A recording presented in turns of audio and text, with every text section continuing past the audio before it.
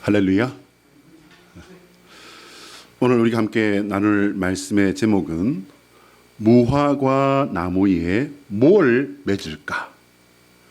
무화과 나무에 뭘 맺을까? 입니다. 오늘은 이제 평소 같으면요, 광고 마치고 이제 함께 나누는 이 바탕 화면에 그 사진의 내용에 대해서 잠시 나누면서 말씀을 시작하려고 합니다. 여러분, 오늘 바탕 화면에 나와 있는 저 나무가 어떻게 보이십니까? 여러분, 저 나무가 무슨 나무인지 혹시 아시겠습니까?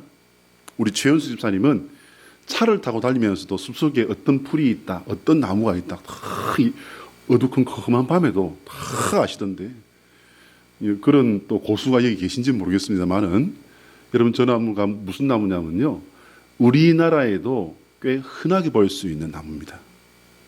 저런 큰 나무 본 적 없는데, 크기는 좀 다른데, 저 나무가요, 무화과 나무예요. 무화과 나무. 조금 크지요?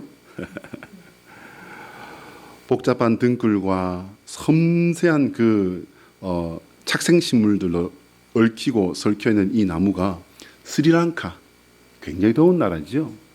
그 스리랑카의 담블리 국립공원이라는 곳에 있는 아주 유명한 그런 나무라고 합니다. 그 뿌리가 여러분 잘 보시는 바와 같이요, 이렇게 많이 이렇게 규모가 만들어져 있다. 그래서 저거를 얽히고 설켜 있는 복잡한 나무다 이렇게 말하지 않고, 사람들은 참 긍정적인 것 같아요. 위풍당당하다 이렇게 이해를 하면서 저 나무의 형상이 대성당에 건축된 모양과 같아 이렇게 보고서 대성당 무화과 나무라고 이렇게 이름을 지었다고 합니다. 보는 사람에 따라서는 그 모습이 조금은 이상하거나 무섭게 느껴질 수도 있을 것 같아요. 근데 대성당의 모습을 닮았다고 해서 이제 이름이 이렇게 지어졌다고 하지요. 개인적으로 저는 너무나도 많은 것들이 더 복잡하게 얽혀가는 그런 인생에 우리는 어떤 특별한 시점이 되게 되면 그 많은 그 장가지들을 모두 하나씩 둘씩 그렇게 걷어내고 지워지고 마침내는 진짜 나의 삶에 집중하게 되는 그런 어떤 순간이 온다. 그런 인생의 원리를 읽어보자는 의미에서 이 나무 사진을 제가 선택해서 올려보게 되었습니다. 혹시 여러분, 저 모습에서 대성당의 이미지가 혹시 떠오르십니까? 떠오르십니까? 역시 미술적인 예술적인 감각이 탁월하신 분들은 보실 거고요. 저처럼 이렇게 눈이 막눈인 사람들은 모를 것 같아서 제가 찾아봤어요. 그랬더니 어머, 닮았어요. 닮았어. 지금 이제 옆에 있는 저 사진은요, 성가족 대성당, 성가족 성당이라고 하는 사그리타 파밀리아라고 하는 가우디가 이렇게 설계를 한 스페인의 세계적인 명소죠. 제가 또 저기 가봤다는 건 아니겠습니까? 뭐 자랑 아닌 자랑이 되겠습니다만은 대단해요. 정말 대단해요. 밖에서는 이게 기묘하다라고 하는 그런 표현밖에는 말이 떠오르지 않는데, 안에 들어가면은 안에는 사복음서를 이제 주제로 해서 이렇게 만들었다고 합니다. 들어가면요, 그 안에 있는 모든 분위기는요, 하나님의 말씀, 하나님의 말씀이 이루어져서 우리가 들어가게 되는 곳이 어디입니까? 천국. 천국을 이렇게 분위기를 만들어 봤다라고 하는데, 도대체 어떻게 사람의 머리에서 이런 생각을 하게 되었을까? 어떻게 이런 느낌을 살릴 수 있었을까? 들어가면요, 정신이 하나도 없어요. 너무 황홀해서 정신이 없어요. 그래서 저는 갈 수만 있다면 성지순례 꼭 목사는 다시 가봐야 되겠지만, 갈 수만 있다면 이 사그리타 파밀리아 성당, 여기를 꼭 가보고 싶어요. 다시. 그래서 정말 시간을 두고 천천히 이렇게 좀 보면 좋겠어요. 만약 가게 된다면 이번에는 이제 책을 보고서 연구를 하고 공부를 해가지고 가서 거기서 더 깊은 것들을 생각할 수 있는 시간을 가질 수 있으면 얼마나 좋게요. 희망사항입니다. 여러분, 억지같이 들릴지 모르지만 저는 이것이 신앙인과 불신앙인의 차이라고 생각해요. 지금 앞에 보시는 이 두 사진이 신앙인과 불신앙인의 차이라고 저는 그렇게 생각을 합니다. 한번 따라할까요? 하나님의 소원은 우리가 예수 그리스도 안에서 회개함으로 모든 짐을 벗고 자유를 누리는 성도가 되는 것이다. 자, 시작. 하나님의 소원은 우리가 예수 그리스도 안에서 회개함으로 모든 짐을 벗고 자유함을 누리는 성도가 되는 것이다. 이 말씀이 이루어지는 믿음과 우리 모두의 구원의 역사가 되시기를 주의 이름으로 축복합니다. 오늘 설교 제목에 영어 제목, 여러분 우리 교회의 주보에는 항상 영어 제목이 같이 떠돌아다닌다는 사실을 알고 계십니까? 항상 이 영어 제목이 같이 있어요. 그런데 영어 제목이 한글 제목하고 같이 가는 경우도 있지만 대부분은 영어 제목이 따로 가요. 근데 왜 그러냐면요, 이게 영어 제목을 제가 뭘로 잡느냐면은 그 설교의 핵심되는 단어, 그러니까 주제 단어일 가능성이 상당히 많습니다. 그래서 한글 제목은 좀 더 이게 제가 풀어서 이렇게 하기 때문에 조금 다른 경우가 많습니다. 오늘 영어 제목은 repentance입니다. repentance. 이 뜻은요, 후회, 회한, 회개라고 하는 세 가지의 뜻을 가지고 있어요. 이 후회가 뭡니까, 여러분? 이전 잘못을 깨우치고 뉘우침이라고 되어 있습니다. 국어사전은 그렇게 되어 있습니다. 회한은 뭡니까? 뉘우치고 한탄함이라고 되어 있습니다. 세 번째가요, 조금 더 기독교적인 그런 의미를 가지고 있습니다. 회개라는 뜻입니다. 잘못을 뉘우치고, 이게 이제 차이가 있어요. 뭐라고요? 바로 잡음이에요. 오늘 본문은 우리가 반드시 해야 할 회개에 대해서 말씀을 하고 있습니다. 회개는 단순한 뉘우침에 머무는 것이 아니에요. 여러분, 뉘우침을 뭐라고 합니까, 여러분? 뉘우침은요, 조금 냉정하게 따지자면 후회에 불과합니다. 후회. 구원받고 성령 하나님과 함께 하신 가운데 자신의 죄와 악을 토해내고 깨끗하게 하는 작업이 이루어진 상태를 회개라고 하는 거예요. 이루어지는 상태, 이루어진 상태. 회개는 구원받은 성도들이 하나님의 거룩하심에 눈뜨고 죄악의 등을 돌리는 역사를 말하는 것입니다. 이 역사에 동참하시고 이 역사를 경험하시고 함께 하시는 성도 되시기를 축복합니다.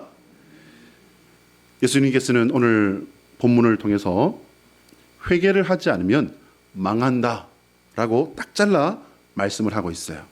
우리 4절과 5절 말씀 같이 읽어볼까요? 노란 글자 시작. 또 실로암에서 망대가 무너져 치어 죽은 18사람이 예루살렘에 거한 다른 모든 사람보다 죄가 더 있는 줄 아느냐? 너희에게 이르노니 아니라 너희도 만일 회개하지 아니하면 다 이와 같이 망하리라. 질문입니다. 왜 예수님께서는 회개하지 않으면 망한다고 말씀하시는 걸까요? 예수님께서는 회개에 대해서 말씀하시면서 당시에 일어난 두 가지 사건에 대해서, 첫 번째 사건은 이제 사람들이 와서 이제 이렇게 이야기를 한 것에 대해서 말씀하셨고요. 거기에 덧대어서 그 한 가지 더 사건을 말씀하십니다. 첫 번째는요, 총독 빌라도가 갈릴리 사람들을 죽여서 그 사람들의 피를 로마 사람들의 제물에다가 섞는 그런 여러분 이거 상상이 되십니까? 근데 이 끔찍하고 놀라운 일이 당시 로마가 통치하던 그런 곳에서는요, 흔한 일이었다고 합니다. 이게 왜 이렇게 했는지는 조금 더 알아봐야 될 필요가 있을 것 같기도 한데, 근데 이게 로마가 통치하는 곳에서는요, 이런 일이 흔했다고 해요. 그런데 그 규모가 우리가 상상하는 이상이에요. 이제 요세푸스라고 하는 유명한 그 역사 기록자가 있습니다. 역사학자인데요. 6월절 제사 때에 이 요세푸스가 기록한 그 기록에 의하면요, 3,000명의 유대인을 제단에 바쳐서 짐승처럼 학살했다라고 하는 기록이 있어요. 여러분, 3,000명도 기절할 판인데요. 더 놀라운 기록에는요, 또 다른 6월절에 2만 명의 유대인들이 학살되었다는 기록도 요세푸스는 남기고 있습니다. 여러분, 2만 명이면은 이건 뭐 대단한 숫자 아니겠습니까? 두 번째 사건은요, 예루살렘 동쪽 성벽에 있는 실로암 저수지. 이 실로암 저수지도 제가 보니까 생각보다 굉장히 크고요, 굉장히 깊어요. 아주 규모가 큽니다. 근데 그 실로암은 거기서 이제 물을 모아가지고 예루살렘 전역에 이렇게 물을 공급해주는, 말하자면 저수지 같은 그런 역할을 하는 겁니다. 근데 이제 이 저수지에 옆에 이 저수지를 지키는 망대를 만들다가 그만 이 망대가 무너져서 사람이 18명이나 깔려서 죽는 사고가 그만 일어나고 맙니다. 역사학자들에 의하면 빌라도 총독이 예루살렘에 공급되는 이 물 공급 문제를 좀 더 개선하기 위해서, 잘 공급해 주도록 하기 위해서 공사를 하다가 일어난 사고였다라고 이렇게 봅니다. 이 두 가지 사건에 대해서 예루살렘 사람들은요, 희생된 이들을 애도하기보다는, 혹은 또 긍휼히 여기기보다는 어떻게 생각했냐면요, 그럴만 하니까 그랬겠지. 놀랍게도 이 당시에 예수님 시대에 이 예루살렘 사람들은요, 인과응보 사상을 믿었대요. 인과응보가 뭡니까? 인과응보는 자기들한테 그런 죄가 쌓였기 때문에 그 죄값을 당한 거다, 뭐 간단하게 말하면 그런 내용이 아니겠습니까? 빌라도에게 억울하게 그리고 참혹하게 죽임을 당한 사람들과 예루살렘 망대가 무너져서 깔려 죽은 그 사람들은 그렇게 죽을 만한 죄가 있었기 때문에 그렇게 됐다라고 봤다는 거죠. 이런 사람들에게 예수님께서 하시려는 말씀이 뭘까요, 여러분? 예수님은 사람들이 생각하는 그 죄에 대해서 모든 사람이 똑같은 상태, 죄의 상태에 있다는 사실을 분명하게 말씀하십니다. 3절과 5절에서 예수님께서 하신 말씀을 잘 새겨보아야 됩니다. 여러분, 회개하지 아니하면 다 이와 같이 망하리라, 이렇게 말씀을 주셨어요. 근데 여러분, 회개하지 아니하면 다 이와 같이 망하리라라는 이 예수님의 말씀을요, 뒤집어 놔 보면 예수님이 원래 우리에게 주시는 그 뜻을 우리가 찾아낼 수 있습니다. 그게 뭡니까, 여러분? 회개하면 망하지 않는단다, 그 뜻이란 사실을 깨달으시기 바랍니다. 회개하면 망하는 길에서 벗어나게 된단다, 바로 이 말씀을 우리에게 주시려는 것입니다. 그럼 대체 왜 우리한테 회개하라는 거예요? 회개. 예수님께서 딱 나타나시면서 첫 사역 일성이 무엇이었습니까, 여러분? 회개하라, 천국이 가까웠느니라. 이 몇 자 되지도 않는 이 단문이요, 어마어마한 뜻을 담고 있다는 말씀 아니겠습니까? 왜 우리에게 회개하라고 말씀하십니까? 레위기 11장 44절과 45절 말씀을 제가 준비했습니다. 앞에 보시면서 함께 읽어볼까요? 시작. 나는 여호와 너희의 하나님이라. 내가 거룩하니 너희도 몸을 구별하여 거룩하게 하고 땅에 기는 길짐승으로 말미암아 스스로 더럽히지 말라. 나는 너희의 하나님이 되려고 너희를 애굽 땅에서 인도하여 낸 여호와라. 내가 거룩하니 너희도 거룩할지어다. 할렐루야. 여러분, 하나님께서 우리에게 주신 이 회개의 명령의 목적이 깨달아지십니까? 하나님께서 거룩한 분이시기 때문에 우리에게 거룩하라. 레위기에는 나는 네 하나님이 되려고 내가 거룩하니 라는 그 말씀들이 몇 차례 나오고 있습니다. 하나님께서 우리에게 회개를 명령하신 것은요, 하나님을 위한 것으로 생각하신다면 이것 오해예요. 하나님을 위한 것 있습니다. 그러나 이것은 말씀을 찬찬히 묵상해 보시면요, 일부에 불과해요. 여러분, 사실은 이 말씀의 목적은 우리를 위한 겁니다. 우리를 거룩하게 하셔서 우리와 함께 하시려는 하나님의 소원을 이루기 위함입니다. 회개는 인간 편에서는요, 사실 이게 쉽지 않습니다. 하나님께서도 그 사실을 너무 잘 알고 계십니다. 그래서 하나님께서는 인간의 회개를 열매라고 부르고 계신 거예요. 여러분, 이 열매는 누가 맺는 겁니까? 우리가 맺는 거죠. 근데 우리의 의지로는 안 돼요. 우리의 생각으로는 안 돼요. 그럼 어떻게 해야 됩니까, 여러분? 성령님께서 이끄시는 대로 우리가 하는 거예요. 해내는 거예요. 그리고 그 열매를 얼마나 원하시는지 예화를 통해서 다시 말씀하십니다. 우리 7절, 8절, 9절 말씀을 같이 한번 읽어볼까요? 노란 글자입니다. 시작. 포도원지기에게 이르되 내가 3년을 와서 이 무화과 나무에서 열매를 구하되 얻지 못하니 찍어버리라. 어찌 땅만 버리게 하겠느냐. 대답하여 이르되 주인이여 금년에는 그대로 두소서. 내가 두루 파고 거름을 줄이니 이후에 만일 열매가 열면 좋거니와 그렇지 않으면 찍어버리소서 하였다 하시니라. 질문입니다. 왜 포도원지기는 한 번 더 기회를 달라고 하는 걸까요? 여러분, 성경 속에서 무화과 나무는요, 이게 그냥 나무 자체로 이해하시면 이해가 잘 안 돼요. 이 무화과 나무는 전통적인 해석 방법에 의하면 무화과 나무는 이스라엘 민족입니다. 우리가 알고 있는 그 선민 이스라엘 민족이기도 하지만요, 이제 지금 이 신약 시대에는 누구까지 이게 포함이 되는 겁니까?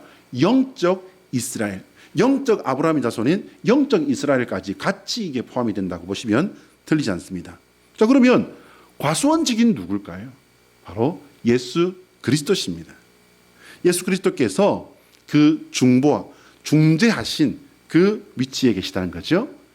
예수님은 열매를 맺지 못하는 쓸모없는 무화과 나무를 포기하지 않으신 겁니다. 예수님께서는 그러면 왜 이렇게 기회를 청하시는 걸까요? 여러분, 이것도 우리가 질문해 봐야 됩니다.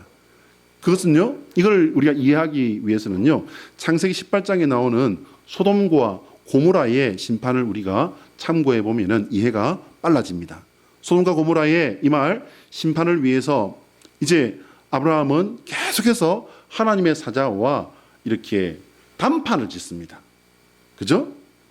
아브라함은 그 성에 의로운 사람이 있다면은 이 성을 같이 멸하시면은 의로운 사람한테도 이게 임하게 되는 건데, 하나님 이거는 뭔가 좀 문제가 있지 않습니까? 그렇게 시작하면서 이제 단판으로 들어갑니다. 그러면서 50명, 45명, 40명, 30명, 20명, 10명까지 몇 번이에요?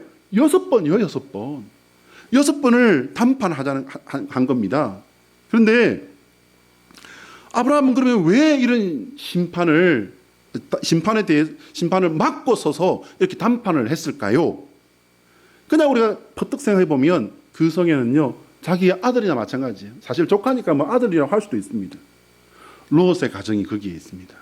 근데 여러분, 그 롯의 가정만을 위해서 소돔과 고모라를 위해서 그런 하나님의 사자와 그런 단판을 했을까요? 아니요. 만약 그랬다면, 제가 하나님의 사자 입장이었다면, 야, 알았어, 네 조카 데리고 나가.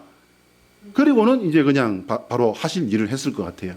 근데 여러분, 하나님의 사자가 아브라함에게 응하는 그 응대의 자세와 상황을 보셔야 돼요. 그렇게 보시면은요, 하나님께서 원하시는 것이 심판이 아니었다라는 사실을 우리는 발견할 수 있습니다. 하나님은 심판을 하시려 한 것이 아니라요, 구원을 하고 싶어 하시는 것이 하나님의 뜻이라는 사실을 믿으시기 바랍니다. 그렇기 때문에 하나님은요, 그 앞을 막고 6번이나 이렇게 물고 늘어지면서, 어떻게 좀 성격 급한 사람 같으면 짜증을 낼 수도 있는 그와 같은 단판을 계속해서 무려 6번을 해대는 그 아브라함을 오히려 어떻게 합니까, 여러분? 기뻐하셨다고 저는 믿습니다. 믿으시기 바랍니다. 한번 따라할까요? 예수 그리스도의 십자가는 하나님의 가장 큰 고통이지만 가장 큰 사랑이다. 시작. 예수 그리스도의 십자가는 하나님의 가장 큰 고통이지만 가장 큰 사랑이다. 깨달아지시면 아멘. 여러분, 지지리도 애를 먹이고, 하나님 입장에서 이 아브라함과 아브라함의 후손인 우리 인생이, 여러분, 과연 정말 사랑이 될까요? 어떻게 생각하십니까, 여러분? 하나님이 가식적이신 것이었습니까? 하나님은 놀라우신 사랑을 하신 겁니까? 하나님은 놀라운 사랑을 하신 거예요. 하나님은 가식이 아니라 하나님은 사랑하신 거예요. 그런데 여러분, 성경에 나타나 있는, 성경에 기록되어 있는 인간의 죄와 배반만 보더라도요, 여러분, 구원할 가치 있어요, 없어요? 저는 없을 것 같아요.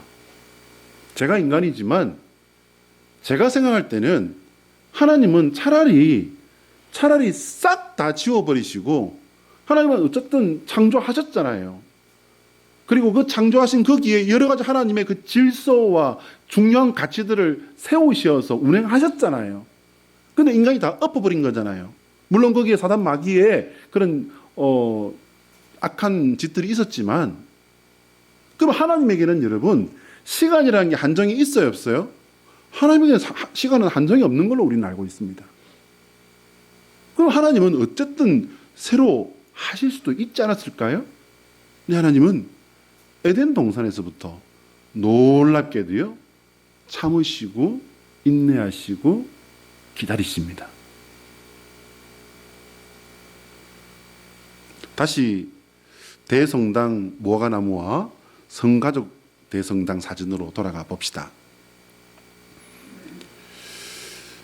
여러분, 인생의 희로애락과 모든 역사는요, 좋고 나쁜 기억이 되어서 어떤 것은 행복한 추억이 되기도 하고, 또 어떤 것은 씻을 수 없는 상처, 그리고 누구에게도 말할 수 없는 부끄러움이 되기도 합니다.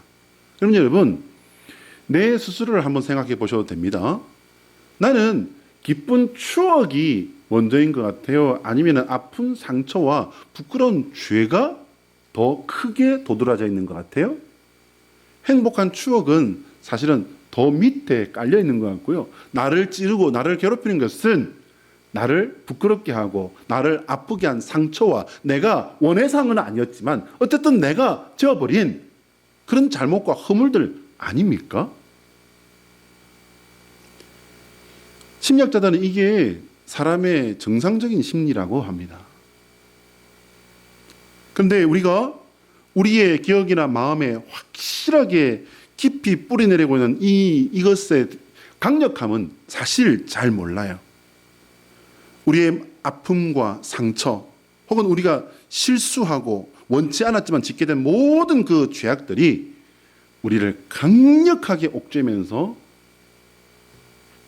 그것들은 아무리 털어내려 해도 우리의 마음과 생각에 자리 잡은 채 켜켜이 쌓여서 인간의 어떤 능력으로는 어찌할 수 없는 상태로 우리를 올가매고 있는 겁니다.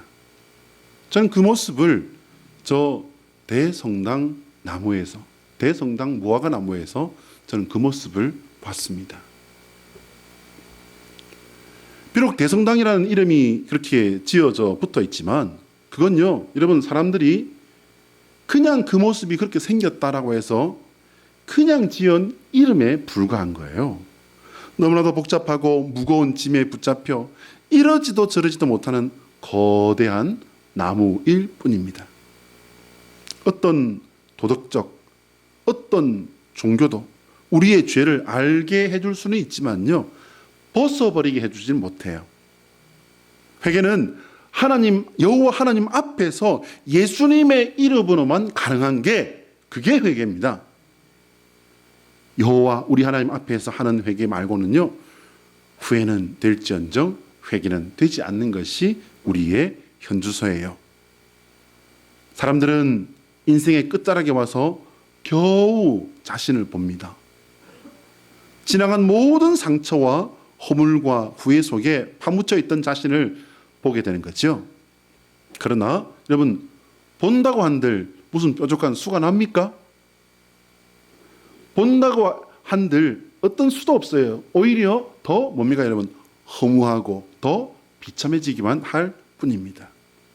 방법은 오직 한 분, 예수 그리스도, 우리 주님 한 분 외에는 없다는 사실을 믿으시길 바랍니다. 우리가 예수 그리스도 안에서 예수 그리스도로 인하여 거듭날 때에 우리의 삶에 얽히고 설켜 있던 수많은 희로애락의 그 가지들은요, 신구약 성경에 기록된 하나님의 섭리, 하나님의 일들로 이제 재해석이 되기 시작하는 것입니다. 후회가 아닌 회개의 제목으로 이제 바뀌기 시작하는 거예요.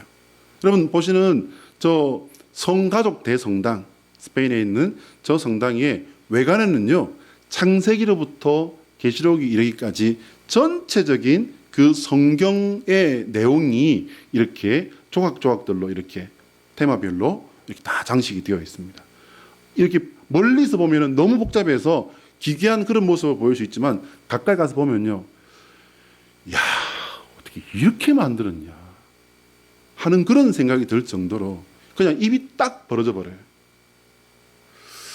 여러분, 우리는 우리 자연인 그대로의 모습으로는요, 우리의 그 어떤 아픔도 상처도 죄의 본성도 우리의 자범죄와 고범죄의 모든 그 죄들을요, 우리는 꼼짝없이 그냥 지고 갈 뿐이지 어떻게 할 수가 없습니다. 그러나 예수 그리스도로 말미암아 우리는 저 대성당 무화과나무에서 하나님의 말씀이 모든 것을 바꿔줘서 나의 정체성이 말씀으로 말미암아 재해석되어지는 저 하나님의 소유가 될 때에 우리는 하나님의 거룩한 처소가 되는 것입니다. 우리가 빠져서 허덕이던 죄의 사슬을 끊어버리십시오. 회개의 열매를 맺으셔야 합니다. 하나님은 우리를 심판하기 원하시는 하나님이 결코 아니십니다. 포도원의 주인이신 하나님께서 우리에게 회개의 열매를 간절히 오늘도 찾고 기다리고 계신 것은 회개를 통해서 심판이 아닌 구원의 자녀로 살아난 주님의 자녀를 기다리시는 것입니다. 기도하겠습니다.